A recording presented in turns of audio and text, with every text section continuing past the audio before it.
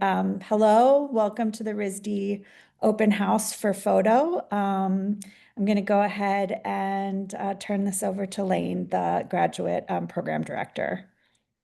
Thank you so much. Hi, I am Lane Retmer, and joining me is Ginny Hanasek. Thank you for being with us, Ginny. No problem. Good to be here. Ginny is one of the second years in our program, so I thought it might be nice to have her here to be able to answer questions along the way and also describe the program from her perspective. Happy to do Um, that. and also, please feel free to add questions into the chat at any time. It's all right. We can answer them as we go.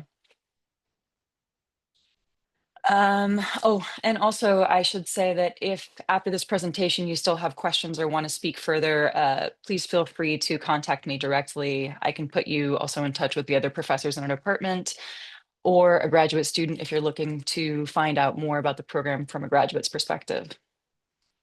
So this is my fifth year in the RISD photo department, and this is my third year as the graduate program director of photography.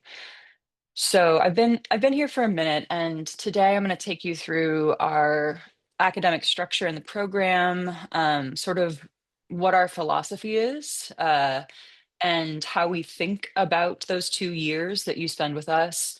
Our studio courses a bit, the research and collaborative opportunities that we have in our department, and a bit, I guess, overall about what I think makes the program special. Um, so 2-year program, and over the course of those 2 years, you focus on making a cohesive and coherent body of work.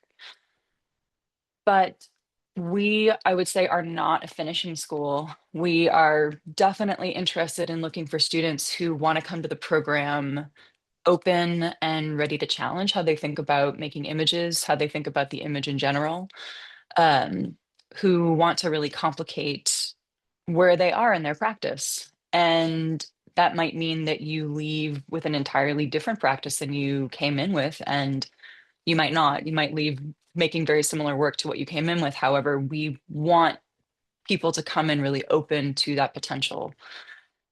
As such, the first year is very much designed to give you enough space to experiment, to make a mess, to try something out that completely has you fall on your face, or to try something you've always wanted to work with, say glass or metal. And it's designed that way because we really want you to have the opportunity to think through other ways of making, meeting other people across the college, and think about exploration as a way to also test out theory. The first semester, you have the graduate seminar. As you can see, you take an elective and you have critique. You have critique all the way through every semester of both years. It's sort of the heartbeat of the program.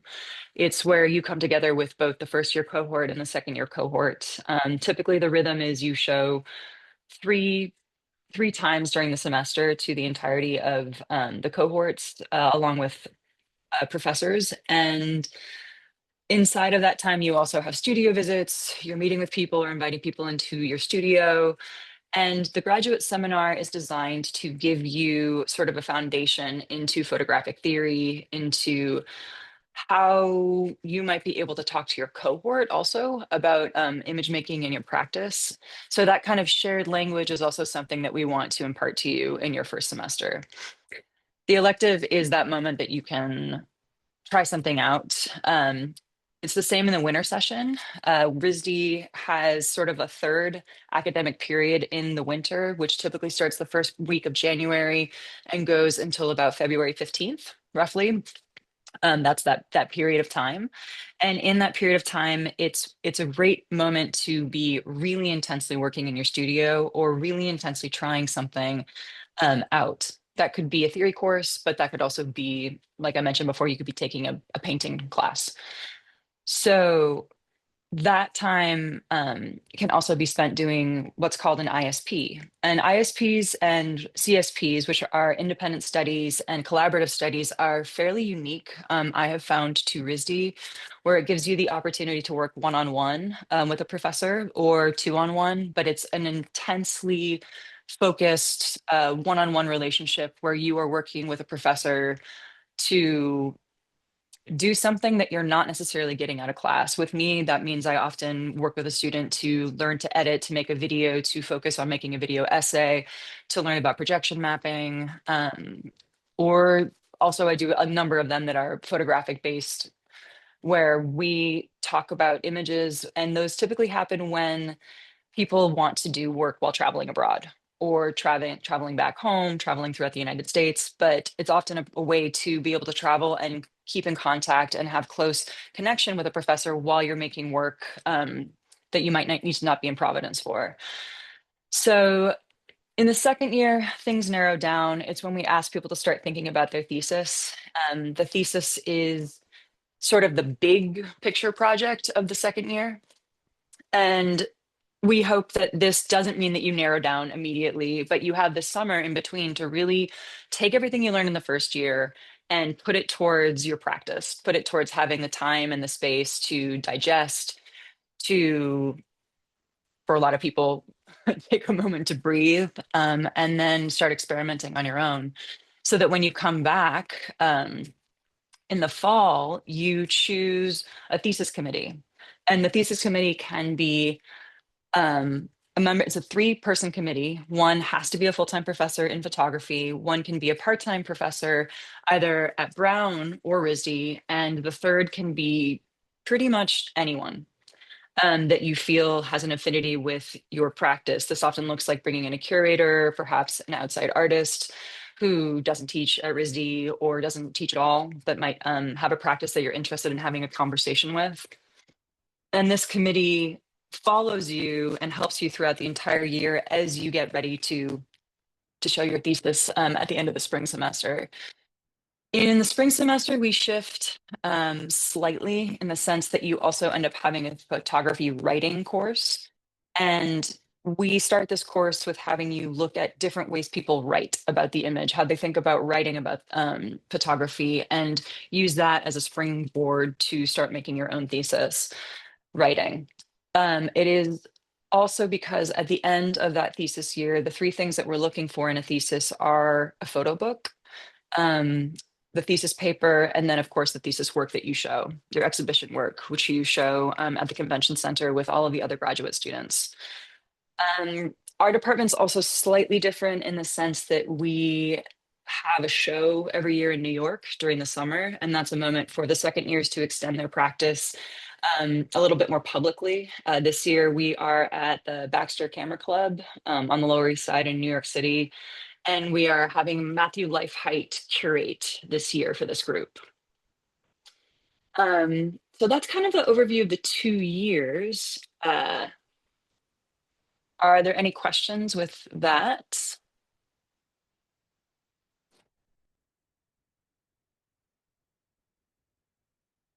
Maybe, Ginny, if not, you could talk through a little bit your experience of the 2 years, since I know it's very different for everybody. Yeah, I can do that. I also see there's some questions about the multimedia production aspect of the curriculum, which I came to this program having kind of a semi-established practice and body of work that everyone's different for their reasons for coming to graduate school. And I think that that's a really wonderful part of this program that everyone in my cohort and the first year class as well all have a range in terms of their experience with their career and their technical proficiency and whether or not that's film or digital. And we're all really, I think what binds us is the curiosity to really expand and explore different dimensions of our practice. And me coming here was an intentional decision to want to try um, as many different forms of making that made sense to just kind of the work that I do. I do a lot of architectural and landscape photography, um, and wanting to really explore moving image, film, as well as sculptural work. I will say that the program goes by incredibly fast, and it's been, you know, a whirlwind, but I think like just especially using that first year to just try as many things as possible, like Lane had mentioned, really building your toolbox and having um, a somewhat clear direction coming in, I think is really helpful. And kind of being able to assess like these different compartments or things that you want to explore within the framing of these 2 years, because like I said, it goes by quite fast. And it can be a little bit overwhelming. I know for myself, it was last year where you just have all of these wonderful teachers and resources, and it's like you don't have enough time to necessarily go down all of those roads. But you certainly can go down a number of them and benefit from the engagement and learning that you get there.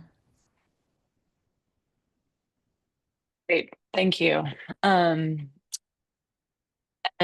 Ginny's sort of right now at that moment in time where we just had her first committee meeting on Monday. So I'm really excited to Yeah. see what you do. Yeah. Um, uh, the research and collaborative opportunities, I think often, although, wait, someone had a question about multimedia production. It says, can you speak on the digital video and multimedia production aspect of the curriculum? Yeah, of course. The way that the coursework is designed is that if you wanted to, say, work with film and video, that would be finding professors, both myself, a number of people in FAV, and using your electives in order to study that. At RISD, we have everything from 16 millimeter to like beautiful digital camera as well that you can make work with.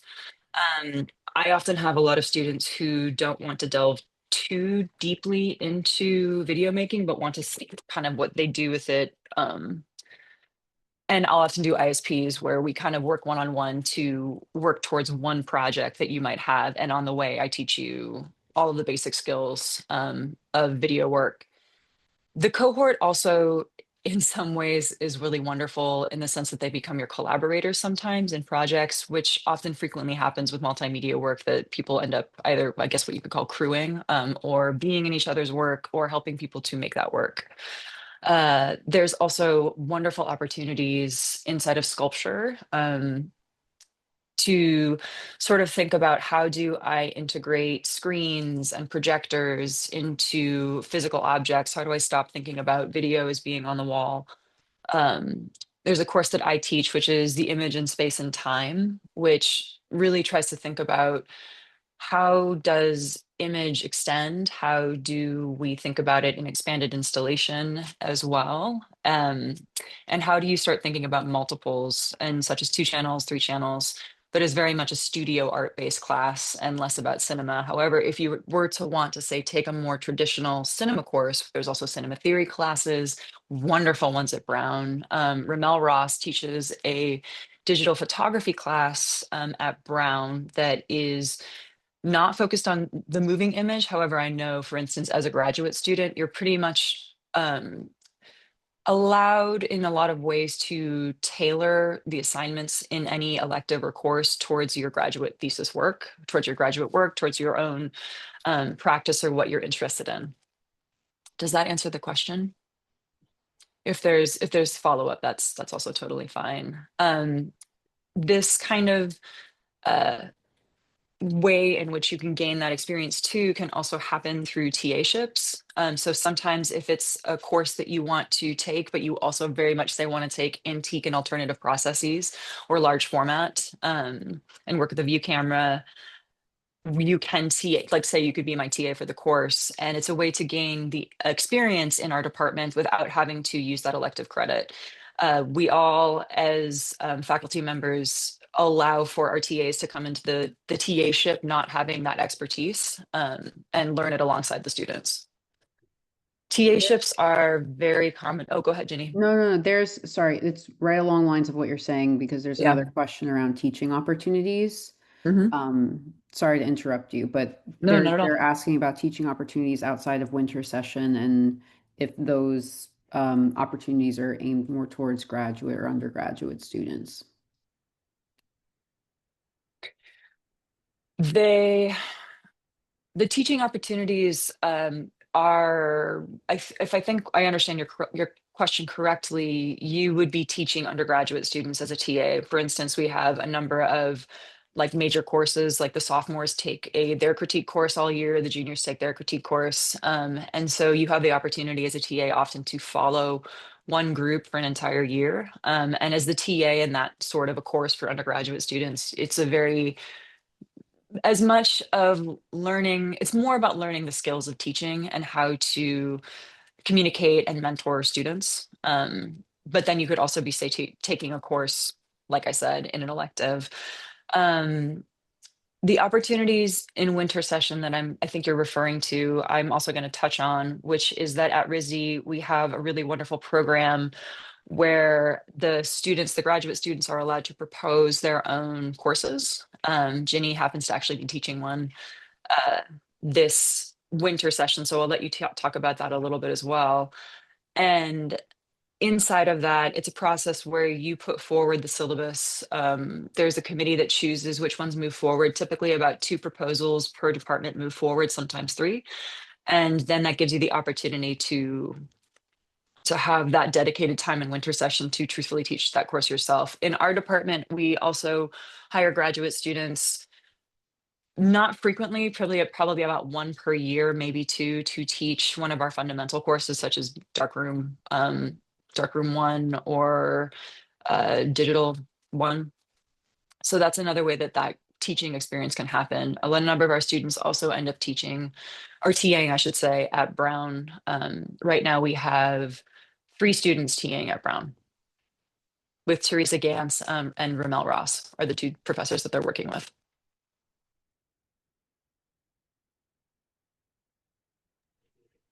Do you want other questions now, or do you have more of the presentation? Do you want to talk a little bit about your experience with winter session, or getting ready for it, or how your proposal worked, what Yeah, you're going to be working on? last year, I think just like I had that first semester of just orienting myself and had a bit better, just like had a more of a grasp on direction and focus going into winter. So I had a ISP class with Steve, that was, an independent study that was related to research that I was working on in coastal Rhode Island. And the process for proposing a syllabus around that time for this winter session, there's a number of opportunities that the graduate admissions provides in terms of the support for creating your syllabus, what it looks like, that whole approval process. So my class is a more of a seminar type class that's on landscape, power, and visual propaganda.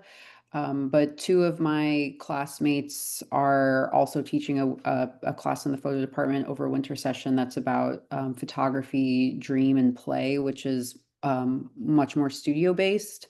So I had a lot of support in conducting my syllabus and kind of thinking through like the course structure itself. And we also have support in the form of a practicum during the winter session itself, to support students across all of the disciplines at RISD in the grad program who are teaching their own self-design courses. But I believe that the winter session classes are just undergrads that are taking graduate. Yeah. Yeah. So I'm excited to pursue that, and just, I don't know who is on the call right now who has prior teaching experience, but this is my first time teaching. So it doesn't necessarily, this is a really great opportunity to be able to kind of get your feet wet in terms of that career.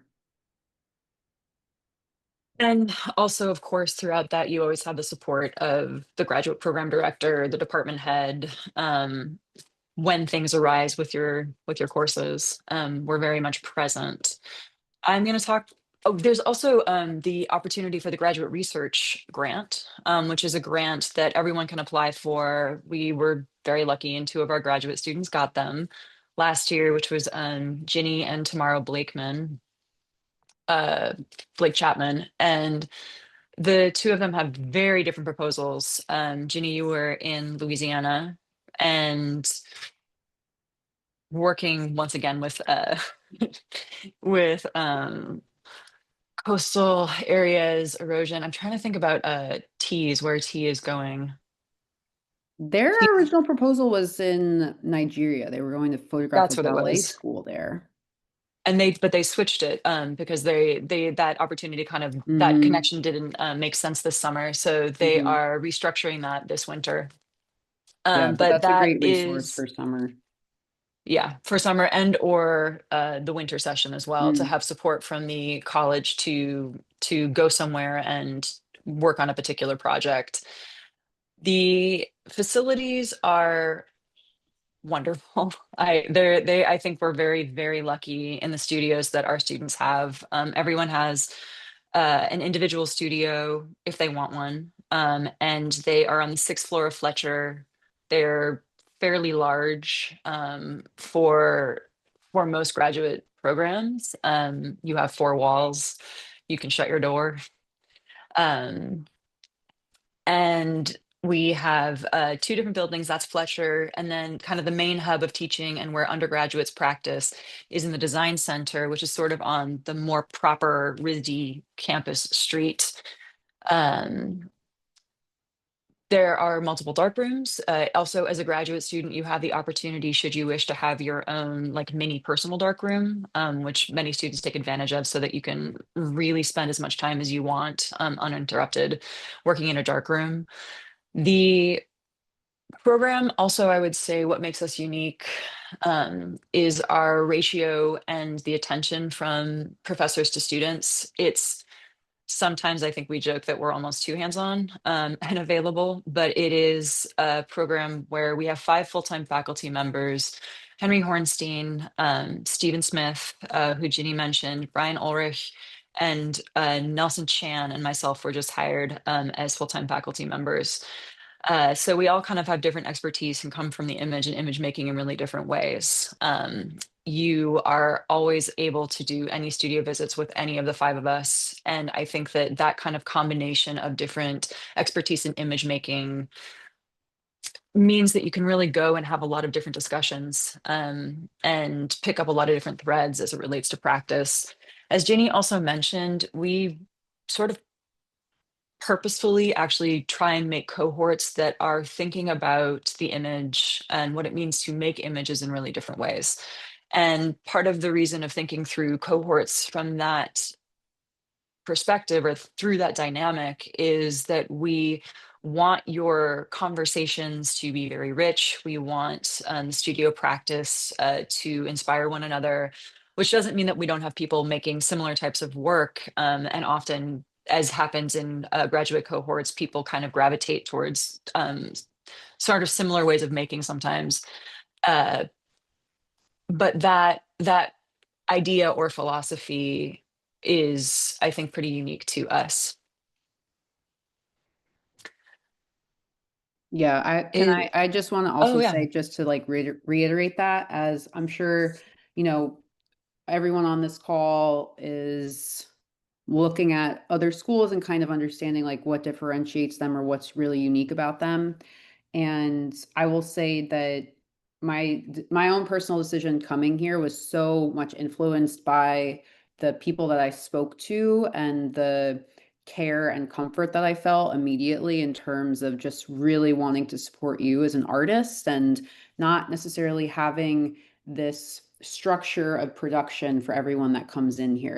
It's very different, I think, than a lot of other MFA institutions that one might be looking at in photography, especially, that perhaps creates more of a institutional artist from that place, versus here it's been, through my experience and I know from others in my cohort, that is very individualized and certainly rigorous, but in a way that they really, really listen to what you want to get out of the 2 years that you're here. I think the joke that I often make, or it's not even a joke, but the way that we sort of talk about it is a really large part of our jobs as your teachers is to find out with you and articulate with you what it is that you really want to make and why, and then make sure that you do that Mhm. and sort of keep someone on the path towards those goals. But that's the job. I think we can open up to questions now, and happy to go back over anything. There's a question about, can we use the facility at RISD in the summer? In order to use the facilities at RISD in the summer, you would need to be a monitor. So that would mean you need to be working in the cage or taking an elective during the summer. You do have access to your studio. However, you have access to your studio year round. Yeah. Um, the next one is about, we kind of answered this, but is there a dialogue across disciplines, like a photographer learning from a painter, a sculptor, or architect? Absolutely. The opportunities for that are both in your electives.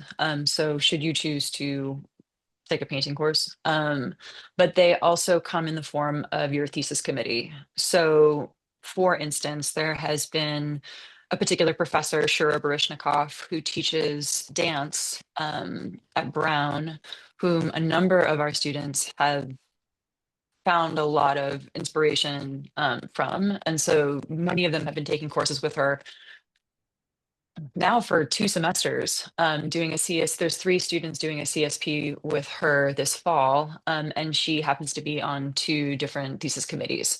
So that is a deep dive into someone who is from the dance world, a choreographer, and on those thesis committees is kind of a real intense one-on-one. Also, should you wish to do a ISP or CSP in a different discipline, that is another way of study. That could be a way of getting into working with metal. We have a number of people doing ISPs right now with someone in sculpture who works specifically with wood, digital fabrication. All of those can be opportunities. Yeah, and just, through experience myself, the electives, and it's electives, but also I think like you have an endless amount of opportunity to just really reach out and be able to have these studio visits with folks across departments. And if whether or not that's RISD Brown, a lot of it is doing the work to like reach out and try to get, in touch with those people. And they're 99% of the time going to say yes. So I think there's a lot of opportunities for that cross-discipline dialogue. Um, I'm going to go to the other question about, would graduate level courses in other media uh, be be open to photo students, even if you barely have any practical experience in the other medium? What is the percentage of students per year who graduated with a photo heavy thesis? Oh, interesting question. Our cohorts, the ideal range and of size is between 6 to 9. And that goes up and down per year based off of the cohort and who applies. Out of the cohorts, everyone everyone graduates making work focused on the image from our department. But in other departments, I would say I sit on 2 or 3 thesis committees outside of my department with students. And last year, there was a fair amount of photo work being made in other departments as well, I would say. Jenny, did you notice that at the convention center as well? Yeah, I mean, I feel like that's just RISD though, in terms of people Yeah. really exploring other mediums. And it's like, uh, in my cohort, myself and another classmate of mine are really into sculpture right now. We have a number of people who do video, so it's like across, there's this really beautiful kind of blending of mediums that happens. And I wouldn't get tied down on, I mean, I'm speaking to myself because I literally had this conversation a couple days ago where being tied up in this idea of being an expert in the material or in the new medium that you're working with, but rather using it, what you don't know, to your advantage to kind of explore different pathways of working. And within that, there are very, very few electives that you need prior experience with. For instance, all of our photography courses as a graduate student in another discipline, we would welcome you in. I'm currently teaching image and time and space and have a number of architecture students who are in that course.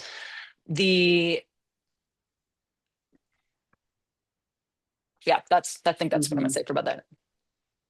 There's a question about what is the alternative darkroom like? Is RISD good at using their resources to connect students to opportunities in the world outside of the MFA? The opportunities to connect outside of the world come in a number of different venues. One would be that we have 3 visiting artists who come and lecture and give studio visits each semester. So um, that moment of connection with those artists often expand into much longer dialogue with them, and or having those people sit on your thesis committee has also very frequently happened. We also have visiting critics who come at the end of each semester. So, for instance, in the spring or in this fall, we have Jackie Bates from the New York Times, who's going to be coming and looking at the second year's work. In the spring, we will similarly have another critic who comes either from another institution or a professional in the field, and they will look at the first year's work. So that's kind of how that rhythm happens. The show in New York is also a really wonderful opportunity where you're working with a curator um, sort of throughout the year, but it really starts mostly in the spring semester and then, of course, ramps up around thesis to get ready for that show in August. But that's a moment in which inviting people, speaking to people, bringing people to that show, and also having people see that show is a way of connecting with the professional world. Also, all of us as professors will be pointing you towards both different people as well as grants, research opportunities outside of the school.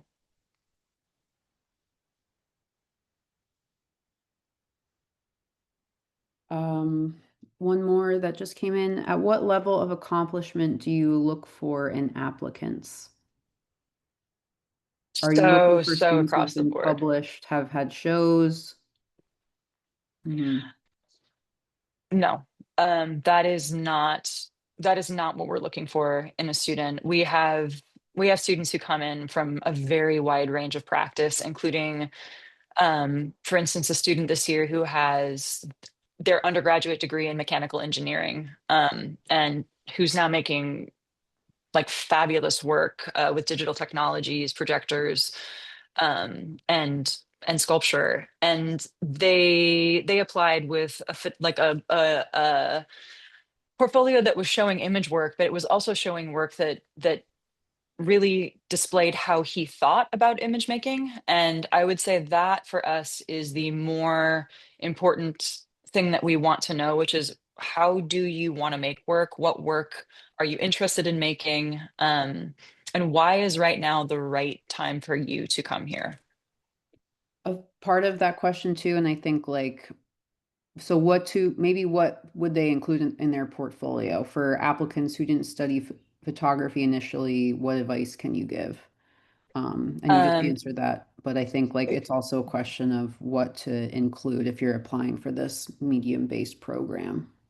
If you are coming from a sculpture background, let's say, and your work has been or physically based or textiles, whatever it happens to be, include all of that in your portfolio, but also use, I would say, the spaces next to your images to also explain maybe how you want to expand upon this, how this particular piece points you forward. But you could also come into our program thinking about, for instance, you might have a textile background and you want to print images on fabric, or think about how you could make large scale fabric pieces. So we're very open to that. For example, also I will say, both Nelson and I, who were just hired, our titles are not just professor of photography, it is professor of photography and expanded media. So it is, the department very much has a dedication and desire to have that available to students.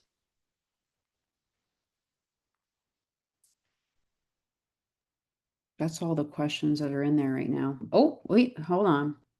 Um, oh, sorry. What is the alternative darkroom like? We didn't answer that. Right. Thank you. The alternative darkroom is, I mean, it's down in the basement. It's Steve's sort of lair.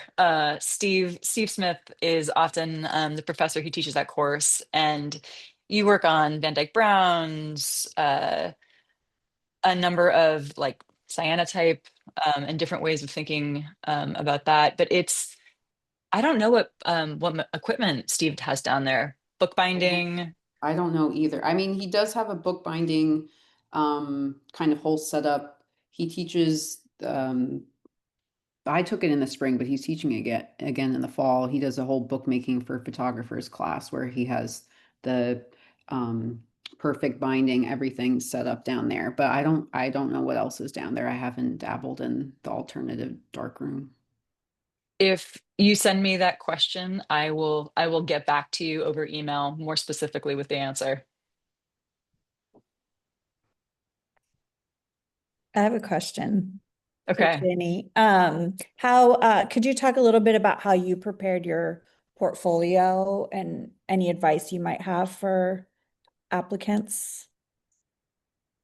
Um, yeah, I believe, correct me if I'm wrong, but it was the two text bulks were the artist statement and then the statement of purpose. Hmm. So excuse me, I live on a busy street and it's like garbage day, but um my thinking, I again, it's different for everybody, but I had kind of been coming off of this long-term project and had been using this point in my life to really reorient, like to reflect and to also look forward.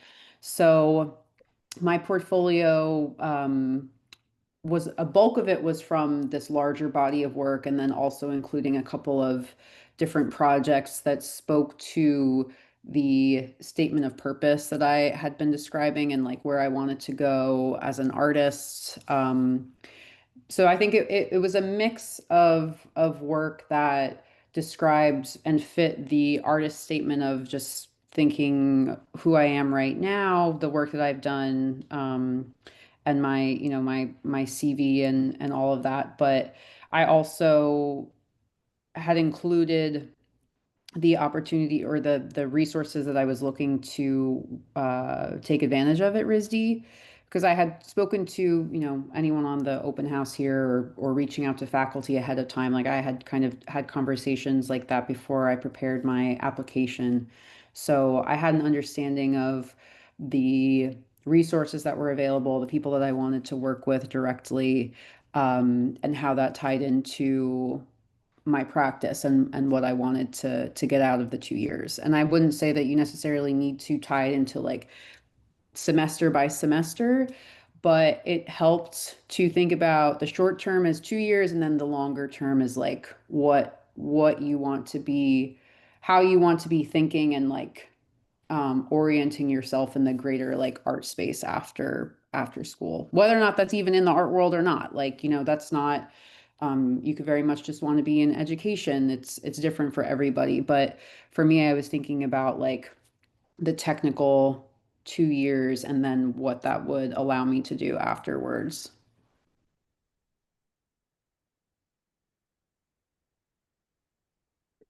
A question that just came in: when balancing your portfolio, is there an ideal time range or limit for video work? I don't know what. Yeah. I would say with video work between like 2 minutes, 2 to 4. If it's a longer work, include the part that you want us to look at. that you feel most represents it, because we wouldn't necessarily have time to look at something probably past 5 minutes. Yeah, I don't think I applied with any video work, so I'm not sure. Um, Another one. Oh, okay. Spicy. Benefits of RISD over Yale. Oh gosh. All right, the chat's going off. Yeah, we need Steve on here. Steve went to Yale. The Gosh, we have one student this year who came to us very specifically, who was admitted to Yale and came to us. So on a certain level, I'm like, I'll just put you in touch with them. But I I love Yale's program. I think Yale is a really wonderful program for specific makers. It's from what I've heard, uh, it's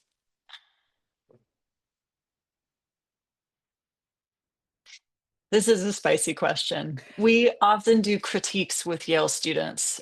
We had a cross discipline, cross college sort of informal meeting group that we put together last year so that students could meet across the colleges and do universities and do critiques with one another, which I think were wonderful. The benefits of Yale, I know, is that they have more money.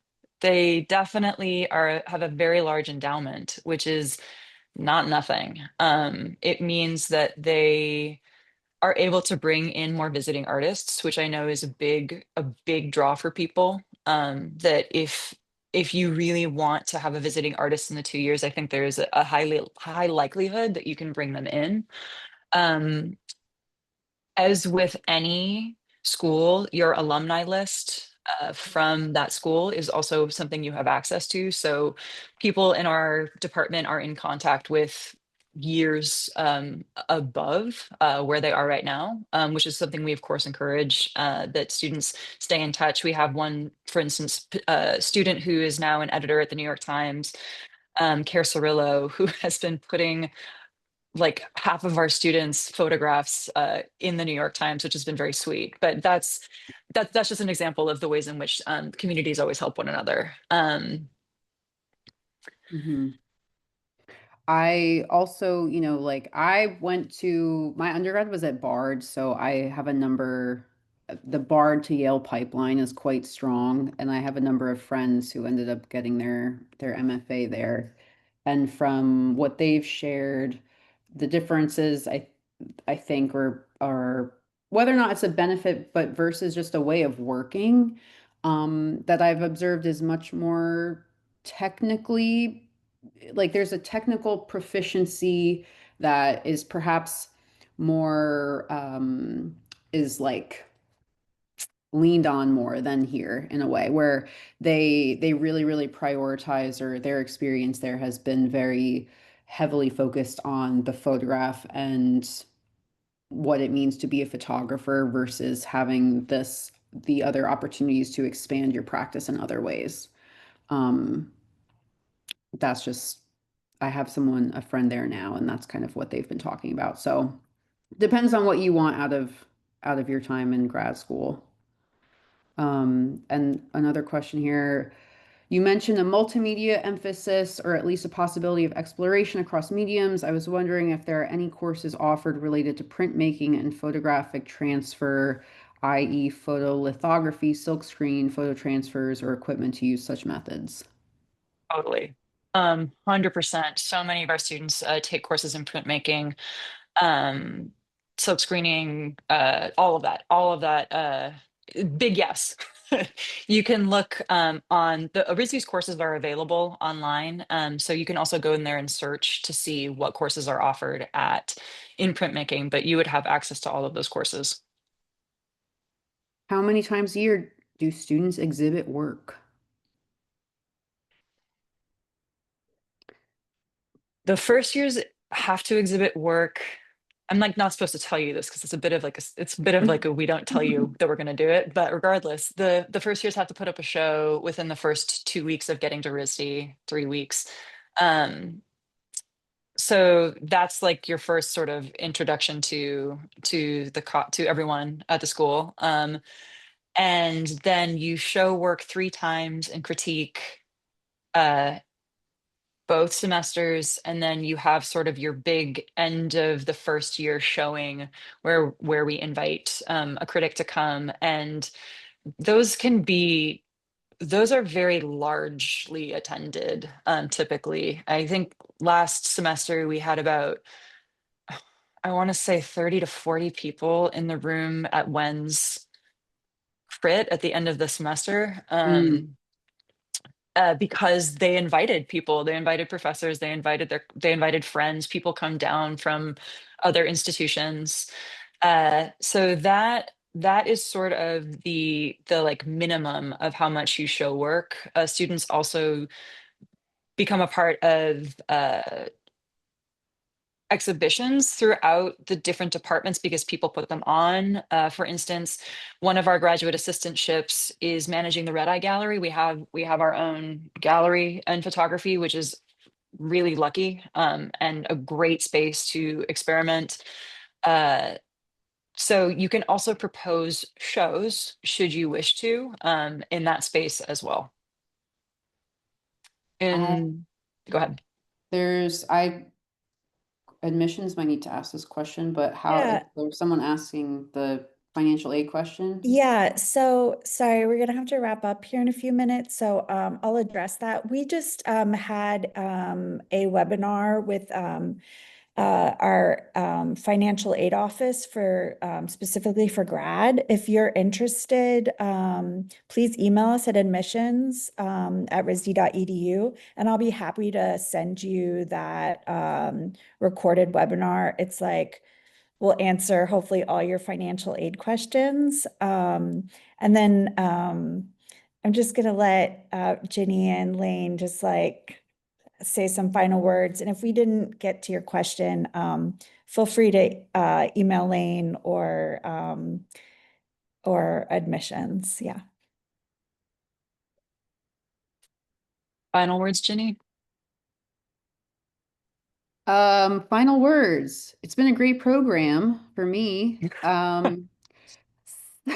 Thesis ready? Yeah, I'm happy to answer any, if anyone wants to reach out individually about talking to a student and their experience, my email, I can put it in the chat here. Does that work? Yeah, share it in the chat if you don't mind. No problem. Final words for me. I'm still thinking about that Yale question.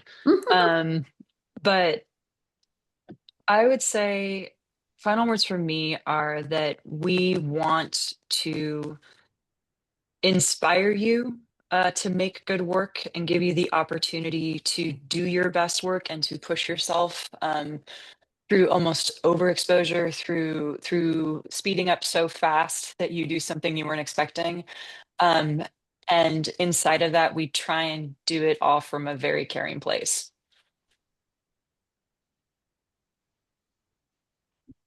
All right. Well, thank you both for joining us today. Again, if you have any questions for either Lane or Ginny, their emails are in the chat. If you have any specific admissions questions, feel free to email admissions.